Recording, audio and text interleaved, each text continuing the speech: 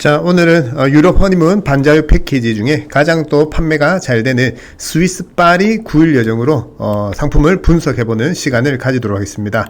마찬가지로 당일 출발 카타르항공 23시에서 01시 사이에 출발하는 중동 비행기 같은 경우는 당일 출발이 가능한 부분이고, 카타르항공 같은 경우는 도하를 경유하는 경유편입니다. 그래서 기본 여정이 경유편 상품이기 때문에 경유 기준으로 이렇게 안내를 드리고요. 자, 어쨌든 스위스와 파리를 9일 여정 원하시는 날짜에 또 호텔만 추가해서 10일이 됐건 11일이 됐건 얼마든지 연장이 가능한 부분 말씀드리겠습니다. 그래서 타사와 비교 필수사항 파리하고 스위스 부분인데요. 일단 파리부터 보시면은 이 상품 같은 경우는 진정한 허니문 컨셉의 소그룹 행사이며 허니문 일정을 4쌍으로 이렇게 진행을 하고, 코로나 이후에 아무래도 가이드분들이 한국으로 많이 귀국을 했기 때문에 성수기 시즌에는 6쌍까지 그런 식으로 해서 말 그대로 소그룹 행사고, 우리가 이제 부산역에 아침 8시까지 집결해서 진행되는 그런 테마 여행같이, 테마 투어 같이 1일 투어가 아니라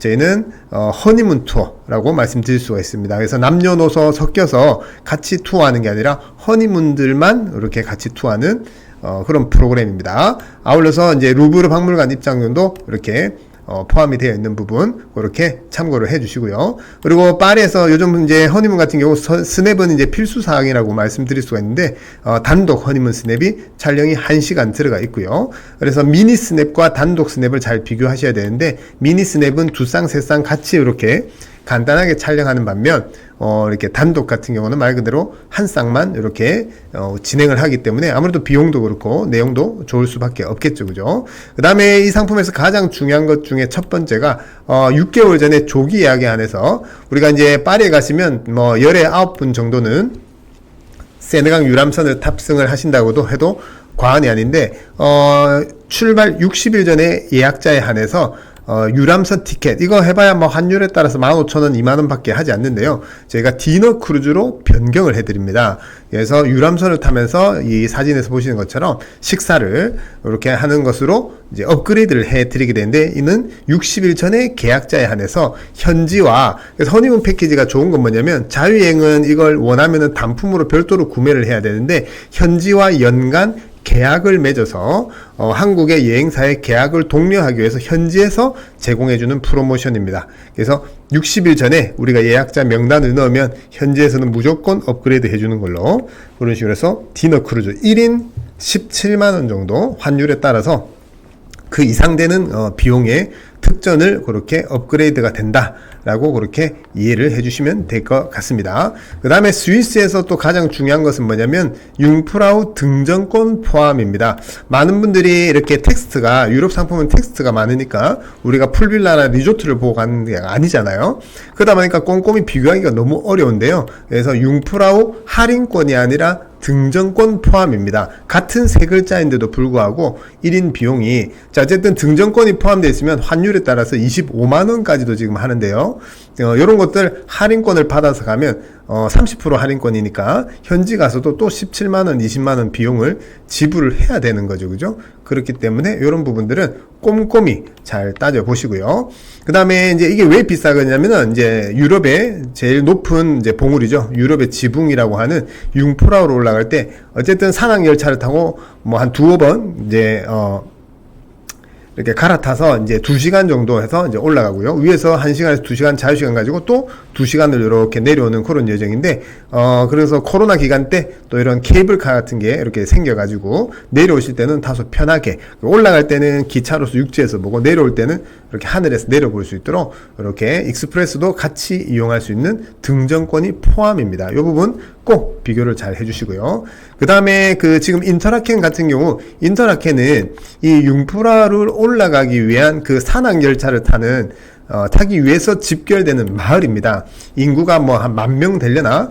뭐 도시의 그 끝에서 끝까지, 웨스트역에서 오스트역까지 도보로 앞만 보고 걸으면 15분 정도 거리에 굉장히 조그만 마을인데요.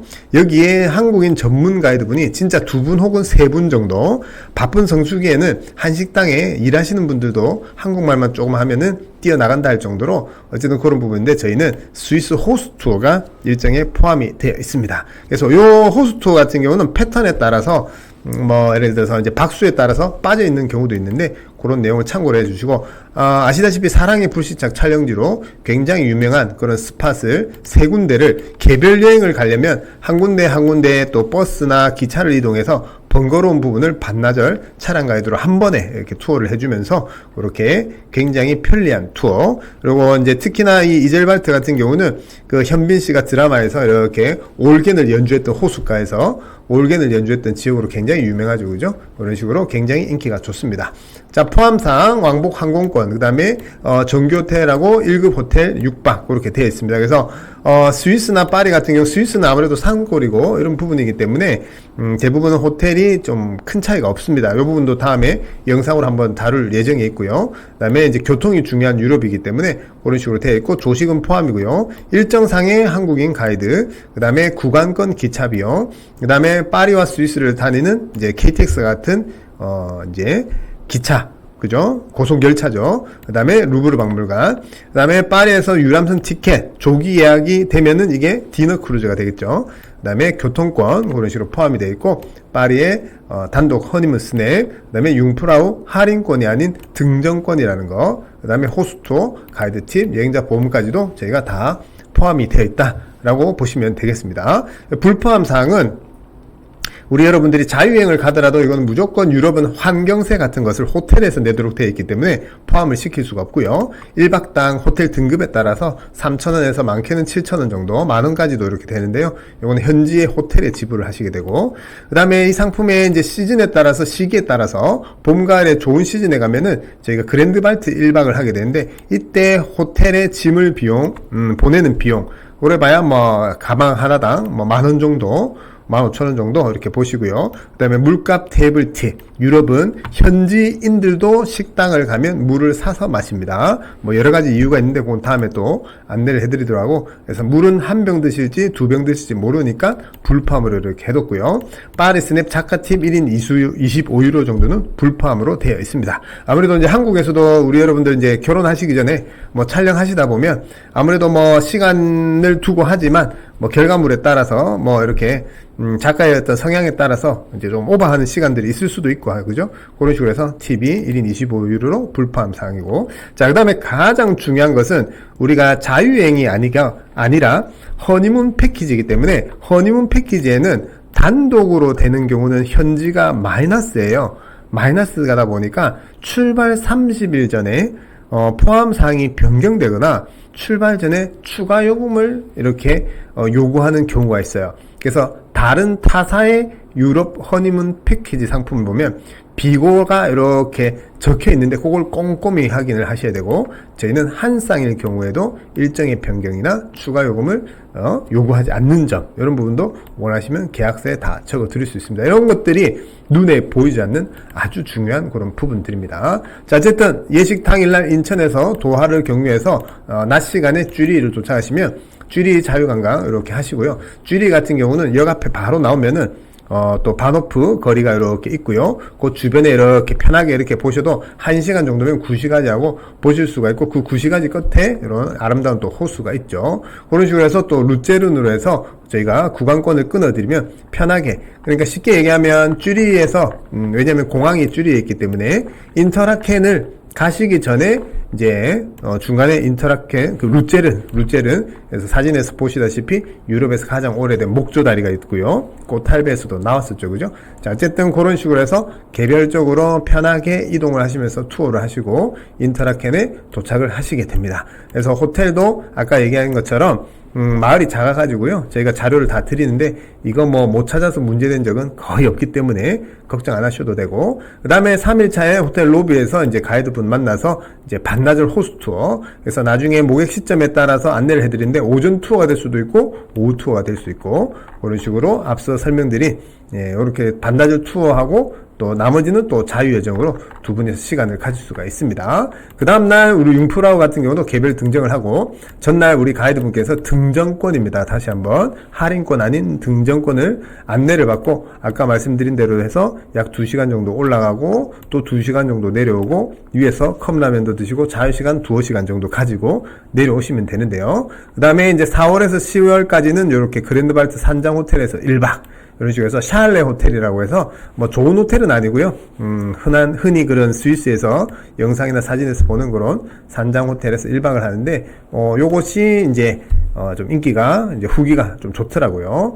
그런 식으로 해서 오후에 파리까지 가는 기차가 예를 들어서 4시경이니까 편하게 또 자유관광을 그렇게 하실 수 있도록 여유 있는 여정으로 되어 있고요. 그 다음에 예를 들어서 이제 인터라켄에서 바젤의 경우에서 파리로, 인터라켄이 강원도의 아주 조그만 산골이라 보니까 산골에는 당연히 KTX가 안 들어가니까 바젤까지 가셔서 이제 고속열차를 타고 파리까지 이렇게 도착하시면 되고요. 파리 같은 경우는 뭐 지하철이 유럽에서 가장 잘 되어 있는 도시니까 그런 식으로 해서 개별적으로 체크인을 그렇게 하시게 됩니다. 자, 그 다음날 파리 같은 경우는 이제 그 올림픽 이후에 작년인가요? 올림픽을 했었죠. 그죠? 그래서 올림픽 이후에 물가가 너무 높고 가이드 비용도 높다 보니까 원래 사실 이제 차량 투어였는데 대중교통 투어로 해서 이렇게 진행이 되고 앞서 말씀드린 대로 허니문들만 해서 4쌍에서 최대 6쌍 정도에서 투어를 진행을 하고 루브르 박물관도 입장을 다 포함을 한다라고 말씀을 드렸습니다. 그리고 말씀드린 대로 그래서 오후 4시, 3시 반에서 4시쯤 이제 투어가 끝나고 이제 야경이나 이제 저녁 식사는 사실은 코로나 전에는 야경 투어까지도 다 포함이었는데 아무래도 이제 현지 비용이 너무 많이 인상되다 보니까 이제 저녁 식사하고 야경 투어는 개별인데요.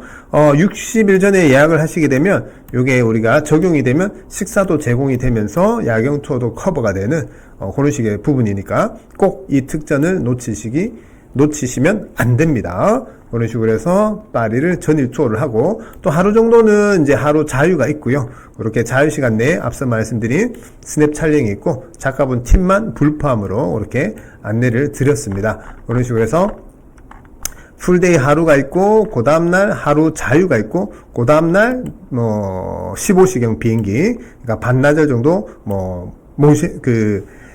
그죠? 몽주 약국이라든지 그런 식으로 브랭땅 백화점이나 라파에드에서 뭐 그런 쇼핑도 좀 하시고 이제 그 몽주 약국에서 깨알 쇼핑도 하시고 공항으로 해서 나오는 식의 그런 반자유 상품입니다. 그래서 하루는 투어가 있고 하루는 자유가 있고 그런 식으로 이해를 하시면 되고 아무래도 요날 하루 자유 시간대는 베르사유 궁전 파리에서 1시간 떨어져 있는 근교의 베르사유 궁전도 좀 추천드리기도 하고 요즘은 디즈니랜드도 많이들 가시더라고요. 아니면 근교에 또 아울렛도 있고 개인적으로는 9일이지만은 스위스는 여정이 어느 정도 밸런스가 나쁘지 않다라고 보는데 파리가 하루 정도는 호텔을 좀 추가를 해서 그런 식으로 해서 총 9일이 아니라 10일 여정으로 그렇게 좀 하시는 게 밸런스가 여러모로 적당하다라고 말씀을 드릴 수가 있습니다. 왜냐면 뭐 계속 박수를 늘리면 아무래도 뭐 호텔비하고 체류비가 더 드니까 뭐 이렇게 시간이 많다고 해서 일부러 시간을 늘릴 필요는 없고요. 상품의 밸런스는 그 정도가 적당하다라고 생각을 합니다.